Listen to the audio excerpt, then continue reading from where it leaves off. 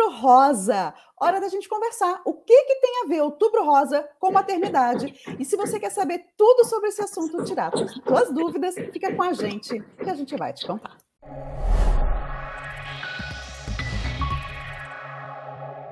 Olá! Eu sou a Mônica Romeiro, estou muito feliz de ter você aqui comigo e muitíssimo bem acompanhada aqui no Maternidade Hoje, um quadro que recebe o apoio da Genomics e a gente traz os assuntos que estão super atualizados para você. E hoje eu trouxe o Dr. Matheus Roque, que é médico fertileuta. Já ouviu falar sobre isso? Bem-vindo, doutor! Tudo bom? Tudo bem, Mônica? Prazer estar aqui conversando com você. E de assunto tão importante, falar sobre fertilidade, falar sobre o câncer, e falar sobre Outubro Rosa, né? Um mês de conscientização aí, algo muito importante. Então vamos lá, vamos conversar, vamos para o bate-papo aí, Mônica.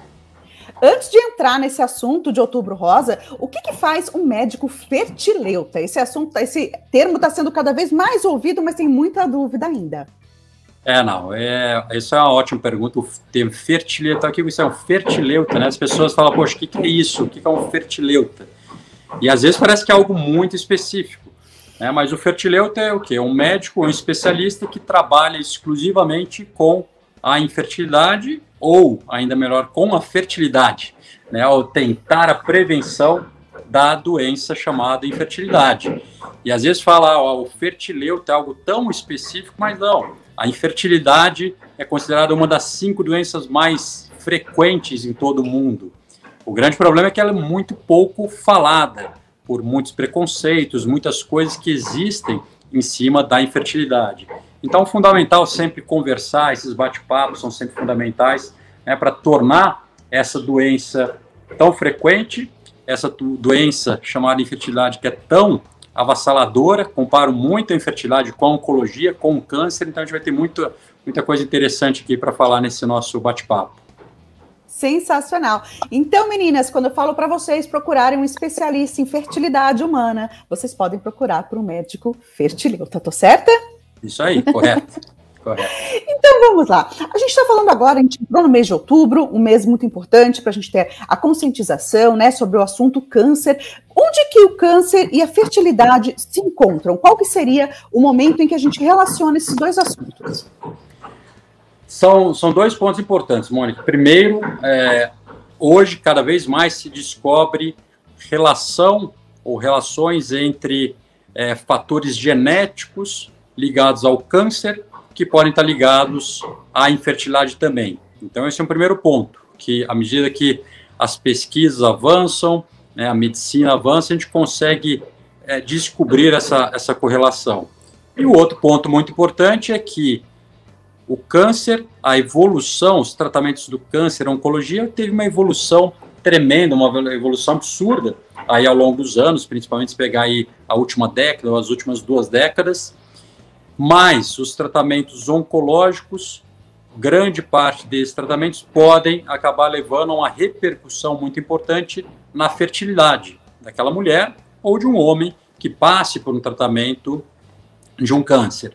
Então, hoje, quando nós pegamos cânceres que acometem crianças, adolescentes, ou principalmente as mulheres aí em idade reprodutiva, entre 20 e 40 anos, 20 e 45 anos de idade, elas têm um diagnóstico de um câncer, elas vão para um tratamento de câncer. Graças a essa evolução da oncologia, grande parte dessas mulheres vão ser curadas, só que normalmente na oncologia a gente fala em cura, a gente aguarda 3, 5 anos pós-tratamento para falar em cura, e aí quando 3, 5 anos atrás, porque ela estava preocupada com a vida dela, de salvar a vida, eu preciso vencer o câncer, eu preciso viver. Ela vai viver, ela vai vencer o câncer, e aí virá um outro desejo, agora eu quero ser mãe, ou agora eu quero ser pai. E às vezes não se atentou àquilo antes de partir para um tratamento. Então, hoje existe essa grande correlação entre eu tenho um câncer, eu preciso tratar, eu preciso fazer um tratamento oncológico, preciso me curar, mas eu tenho que tomar cuidado, porque grande parte desses tratamentos vão causar uma repercussão na fertilidade. Então, eu tenho que tomar cuidado, eu tenho que fazer algo para a gente falar preservação da fertilidade, e no caso de falar preservação oncológica da fertilidade, que é a preservação da fertilidade ligado a um câncer, que é o que a gente fala da oncologia. Então, são essas duas correlações. Fatores genéticos, tendo uma correlação entre câncer e infertilidade, e os tratamentos de câncer que salvam vidas, mas que às vezes matam sonhos, que é o sonho da maternidade. Eu vou, então, nesse primeiro aspecto, depois a gente vai falar como é que a gente preserva. Existe, então, uma relação de alguns tipos de câncer com fatores de infertilidade? Vamos falar hoje, assim, feminina e masculina, nos dois casos, teria? Tem. Hoje a gente consegue associar muito, vou dar os dois principais exemplos. Pegando no homem, isso a gente já tinha, já de um bom tempo atrás, uma correlação entre câncer de testículo e a infertilidade. O câncer de testículo ele acomete principalmente adultos jovens, geralmente homens ali entre 20 e 40 anos de idade, e independente do tratamento, falar, teve um câncer de testículo, vai operar, vai tirar um testículo, mas vai ter outro testículo, ou independente do tratamento que seja, a gente vê que parte desses homens, no momento do diagnóstico do câncer, se nós fizermos a avaliação da fertilidade dele, e no homem é mais fácil avaliar a fertilidade, a mulher é muito mais complexo, mas no homem se faz um espermograma, vai lá, colhe o sêmen e nós temos os parâmetros de referência com relação ao que seria um sêmen normal ou não. E hoje sabe-se que o câncer de testículo aumenta o risco desse homem ser infértil. Assim como nos homens com infertilidade, às vezes é aquele casal que lá tentando engravidar, não consegue engravidar, nós temos o diagnóstico daquele homem como infértil. Quanto maior a gravidade dessa alteração no sêmen, maior é o risco desse homem ter, por exemplo, um câncer de testículo. Então, hoje, às vezes, a gente faz diagnósticos em homem de um câncer de testículo baseado numa avaliação de infertilidade. Está passando por uma avaliação, alteração de espermograma, vai para examinar exame físico, exames adicionais, e você descobre um tumor de testículo, por exemplo. Então, essa é uma primeira correlação, né, do homem principal, câncer de testículo e a infertilidade. E aí, quando nós vamos para as mulheres, principal câncer de mama. Nós temos marcadores genéticos e os principais, um que chama BRCA, né, que é o principal marcador genético ali relacionado ao câncer de mama, que isso muitas vezes vem aí a história familiar do câncer, às vezes mulheres mais jovens têm um diagnóstico desse câncer. E hoje existe uma correlação entre esse marcador de câncer e o que nós chamamos de reserva ovariana da mulher, o estoque de óvulos dessa mulher. Porque a mulher, diferentemente do homem, o testículo do homem é uma fábrica de espermatozoides, aquele homem está sempre produzindo espermatozoides.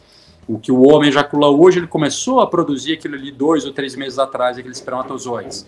Pode ser que essa fábrica piore com o tempo, e o sêmen vai piorando com o tempo. Mas a mulher, o ovário da mulher não é uma fábrica, o ovário da mulher é um armazém. Tudo que vocês vão ovular, todos os seus óvulos, tudo que você tem durante a vida, vocês nasceram com isso já. Então a mulher nasce lá com milhões de óvulos e vai perdendo isso progressivamente ao longo do tempo. Esse armazém vai diminuindo.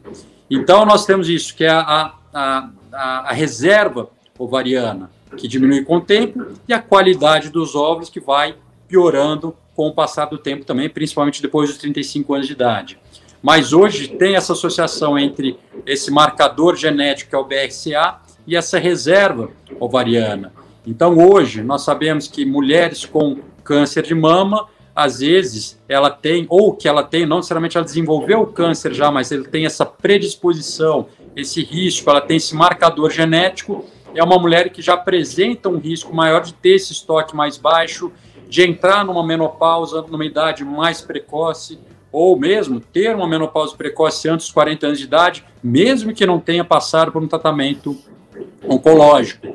Então, às vezes, mulheres que vão para tratamentos para congelamento de óvulos, essas mulheres que têm esses marcadores, nós conseguimos menos óvulos do que numa mulher que não tem esses marcadores positivos.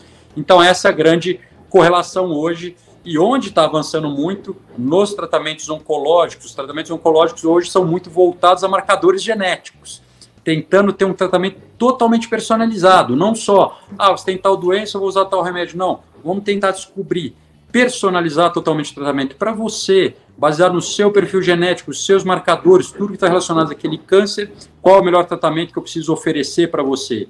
E a medicina reprodutiva está aprendendo com a oncologia, a gente tem muito a aprender com a oncologia. Então, está começando a avançar muito isso na medicina reprodutiva também, de nós termos esses diagnósticos genéticos e conseguir trabalhar com relação a isso.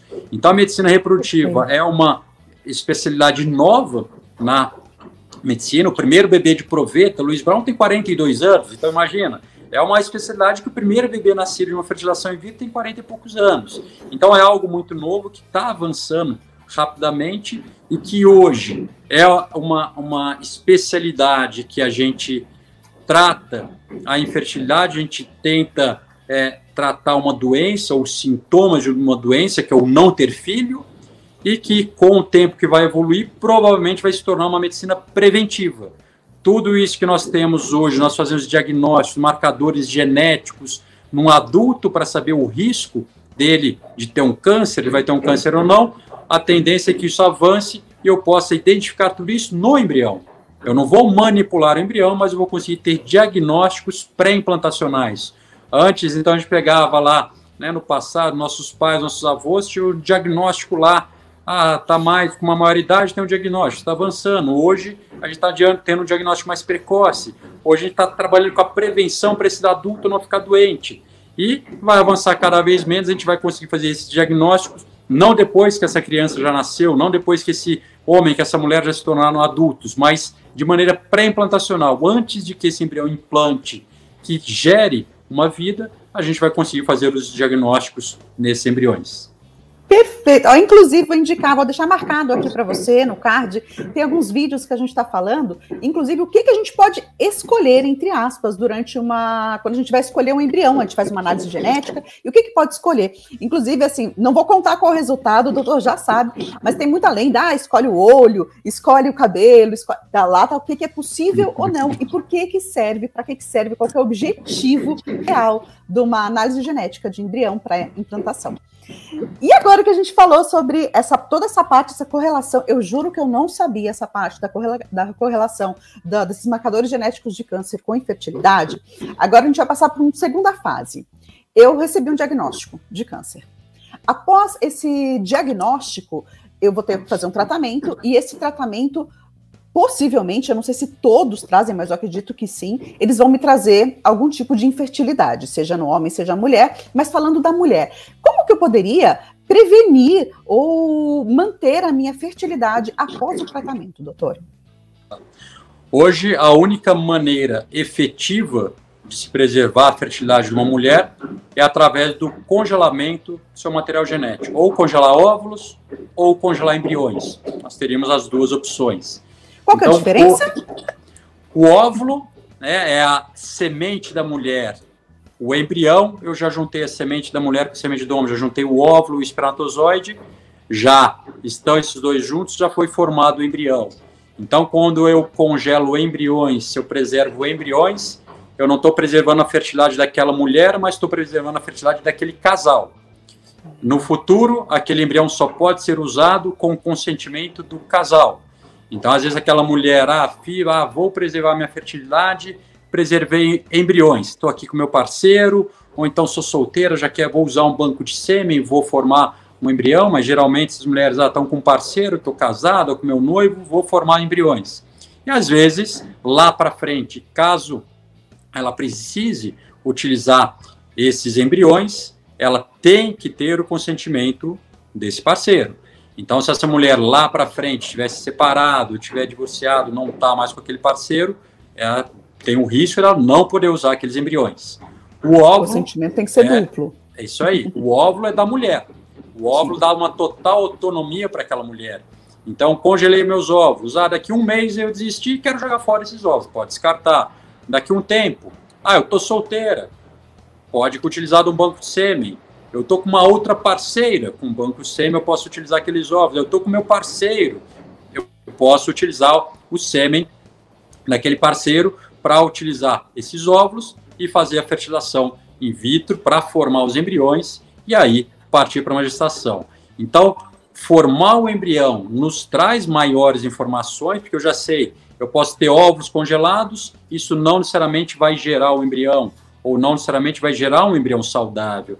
Então, teoricamente, em termos de resultado, seria melhor congelar já o embrião, eu posso biopsiar o embrião, eu posso saber questões cromossômicas, genéticas desse embrião, mas eu congelar o embrião, eu estou vinculando essa mulher ao sêmen, ou do parceiro, ou de um banco de sêmen. Então, esse que é o grande ponto. Então, mas essa é a maneira efetiva hoje de levar a fertilidade. Se tentou muito, essa mulher vai passar por um tratamento, vamos dar medicações, vamos bloquear hormônios dessa mulher para preservar o ovário, esse estoque dela, mas hoje se mostra que isso não é tão efetivo. Então, padrão, o que é o melhor? Fazer um tratamento, eu tenho que estimular, eu tenho que dar hormônios para essa mulher, para estimular o ovário dela, para poder aspirar o ovário dela, coletar óvulos, para congelar esses óvulos, ou então formar embriões e congelar esses embriões. Então, qual a importância disso?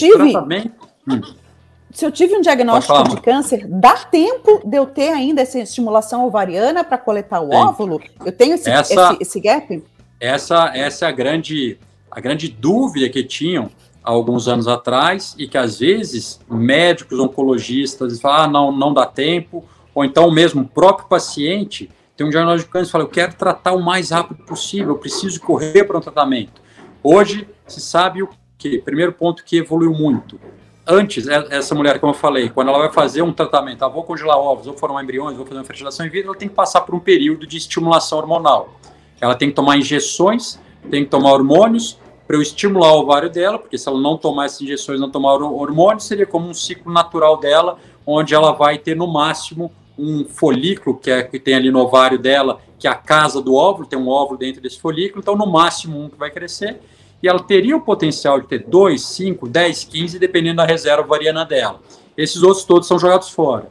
Então eu tenho que dar hormônio para essa mulher para não ter um único óvulo, tentar ter 5, 10, 15, 20 óvulos, potencializar aquele período de tratamento. Então, normalmente são mais ou menos 10 dias de medicação que a gente precisa para essa estimulação e normalmente 2 dias depois a gente vai lá, aspira o ovário, faz a coleta dos óvulos.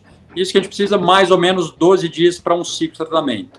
Anteriormente, imaginava-se que eu só poderia começar uma estimulação ovariana no começo do ciclo, no início do ciclo menstrual dessa mulher. Então, imaginava-se que ela tinha que menstruar e que ali nos primeiros 3 dias do ciclo eu tinha que começar, que só ali que eu conseguiria estimular o ovário dessa mulher. Imaginava-se que só ali que a gente tinha folículos, a gente fala de ondas de recrutamento, né, que esses folículos são acasos só ali que eu teria para estimular. Hoje a gente já sabe que essa mulher, durante todo o ciclo, são diversas ondas de recrutamento. Esse recrutamento vai sendo contínuo. Então, hoje, em qualquer momento de um ciclo menstrual, que eu começar a dar hormônio para essa mulher, eu consigo estimular o ovário dessa mulher.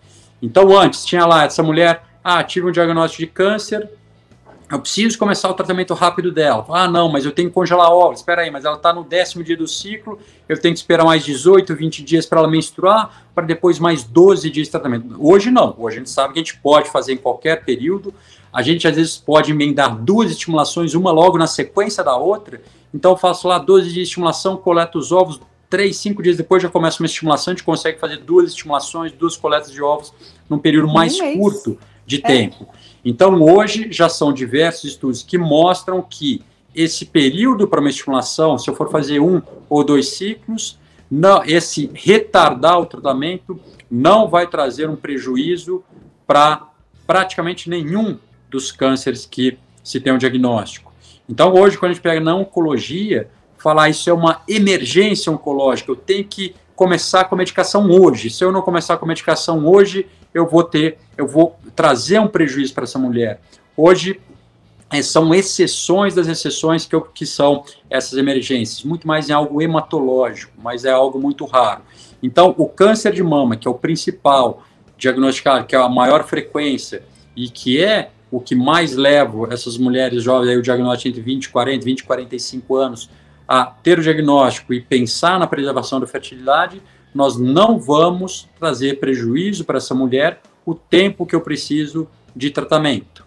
E aí, normalmente, vem a segunda pergunta, mas fala, poxa, mas tem cânceres, tem tumores que são dependentes de hormônio, principalmente câncer de mama. O câncer de mama, mas ele depende de hormônio e você está dando hormônio para estimular esse ovário, você vai alimentar esse câncer, você vai piorar esse câncer. Hoje também, quando nós fazemos protocolos de estimulação ovariana, nós associamos medicações durante o protocolo que nós não vamos ter grandes alterações hormonais em relação ao que ocorre num ciclo menstrual normal dessa mulher. Então, hoje também já sabe que o tratamento congelar ovos não só é efetivo, pensando em fertilidade futura, mas sim ele é seguro. E principalmente esse é o ponto de partida. Não adianta eu pensar em preservar a fertilidade dessa mulher, mas aumentar o risco dessa mulher com câncer. Vão falar, vou tomar hormônio e vai aumentar o risco de eu ter um câncer no futuro. Não. Então hoje nós sabemos que o tratamento é efetivo e principalmente que é seguro. Nós não trazemos riscos maiores postergando e não trazemos riscos maiores tomando os cuidados adequados quando nós fazemos a estimulação nessa mulher.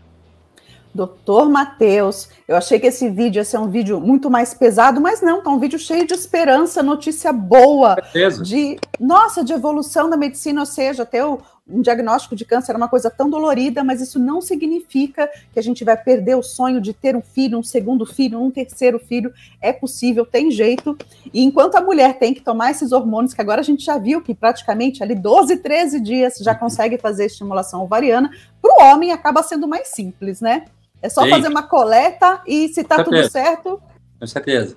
Isso é algo que a gente sofre muito hoje, quando você vê, chega um homem, principalmente quando, né, o homem fala, poxa, era fazer uma coleta de sêmen, 1 dia, 2 dias, 3 dias que ele fosse escolher sêmen, de repente a gente esqueceu de olhar para aquilo, ou negligenciou aquilo, entendo, fala, poxa, um câncer, algo avassalador, estou preocupado com aquilo, não, quimioterapia, vou começar a quimioterapia e tal, e esquece daquilo, ou então a mulher que, não, você não pode perder tempo, vamos, às vezes a mulher pergunta, questiona, fala, não faça isso, ou às vezes o médico oferece, os oncologistas oferecem, mas naquele momento, aquela mulher, aquele casal não está com cabeça para pensar nisso, não vamos fazer, e aí depois, quando chega lá na frente, bate aquele arrependimento, fala, poxa, se eu tivesse feito, né? Então esse é o ponto importante a dizer, não é todo o tratamento de câncer que vai trazer uma repercussão, mas geralmente os tratamentos quimioterápicos, a quimioterapia, quando vai usar as medicações injetáveis, depende do tipo de medicamento que é usado, né, que trazem prejuízos diferentes. Então não é toda a quimioterapia,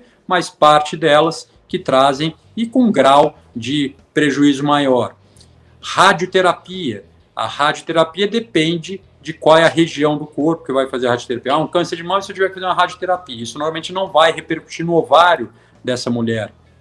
Mas tem muitos cânceres ali, região abdominal, mas principalmente região pélvica, onde essa mulher tem que fazer a radioterapia na região pélvica e isso acaba comprometendo o ovário dela. Assim como o homem, às vezes a quimioterapia que vai prejudicar os espermatozoides, ou então uma radioterapia ali, região, né, do abdômen, região pélvica, ou algo que mesmo região testicular que possa comprometer essa produção, essa fábrica de espermatozoides. Então isso é importante também. E a preservação da fertilidade, congelar ovos ou embriões. A gente tem tanto, né, o congelamento e preservação oncológica quanto a social, aquela mulher que, não quero ter filhos hoje, vou congelar meus ovos para se no futuro eu precisar, eu potencializar as chances. Ela não é uma certeza de gravidez no futuro. Isso é muito importante. Às vezes as pessoas vão com expectativa, fiz isso, estou tranquila, eu sei que vou ter o meu filho no futuro. Não é uma garantia, mas é potencializar as chances de gravidez no futuro.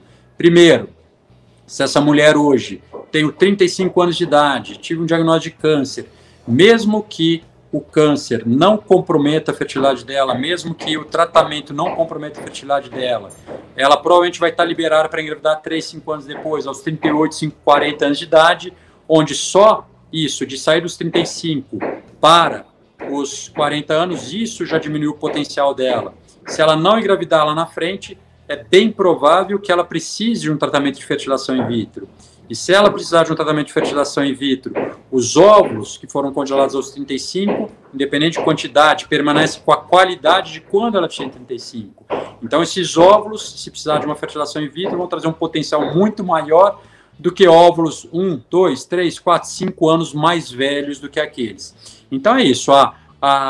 Preservar a fertilidade é um seguro, é potencializar as chances, não a garantia, mas é o potencializar as chances. E quando a gente fala no paciente oncológico, aquele diagnóstico que era, a gente estava lutando, né, contra a morte para a vida, você está curado, você vai querer pensar na vida, pensar naquele bebê grande para essas mulheres.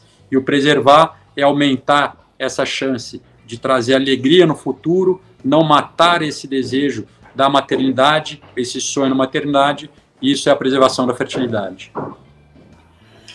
Gratidão, obrigada pelas suas informações, obrigada por estar compartilhando tudo isso aqui no Almanac dos Pais. Doutor, foi um prazer. Eu vou convidar, já está com portas abertas para voltar para a gente conversar mais sobre esse assunto, não só sobre a parte oncológica, mas também, né, falar mais sobre a profissão fertileuta. Lembrando que, meninas, quando você congela os seus óvulos, como o doutor disse, você está preservando o óvulo naquela idade que você congelou. Então, às vezes, a gente está ali com 30 anos, que, por sinal, 30 anos é uma idade ótima para congelamento. Se a gente não tem um parceiro, ainda não está pensando muito no planejamento familiar, pode congelar com 30 e não precisa ter um diagnóstico de câncer para isso, tá bom? Em qualquer momento você pode procurar um fertileuta, conversar com ele sobre preservação e depois, no futuro, poder fazer uma fertilização in vitro para realizar o seu sonho de ser mãe. Aí menopausa precoce não te pega, menopausa não pega. E eu desejo para você que você tenha um ótimo mês de outubro, que você faça todos os exames. A gente, mulheres, tem que fazer mamografia a partir de 40 anos, todo ano. Menos de 40 anos, você pode pedir para o seu médico fazer. Inclusive, ultrassonografia é ótimo no seio, na mama, para poder também ter um diagnóstico. Faça todo o seu Papa Nicolau, tudo que você precisa, se cuide. Todo ano tem que fazer, não pode escapar, né, doutor? Isso aí. Acompanhar diagnóstico precoce é muito importante, cuidar da sua saúde, em todos os aspectos relacionados à saúde. Essa é a melhor maneira de ter uma vida longa e saudável. Muito obrigada. Se você curtiu aqui esse vídeo, deixa aqui um curtir para mim, tá? Agora uma dose em dupla com o Dr. Matheus aqui, a gente merece curtir, vai. Então deixa um curtir para mim, compartilhe esse vídeo com quem você acha que pode ser legal. Dr. Matheus, muito obrigada. Muito obrigado, Mônica. Foi um prazer participar e um beijão para todo mundo. E eu te vejo no próximo vídeo.